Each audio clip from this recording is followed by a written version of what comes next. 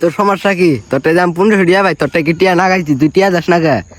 কি রে এই সপ্তাহখানির মধ্যে 1,500 টিয়া, 1500 টিয়া গেল তুই আমার টিয়া পাবি 1,500 1500 টিয়া কোন দুঃখে চাস? আমি এত কিছু বুঝি না, তুমি আমার 1500 টিয়া নিছ, আমি 1500 টিয়া নিম।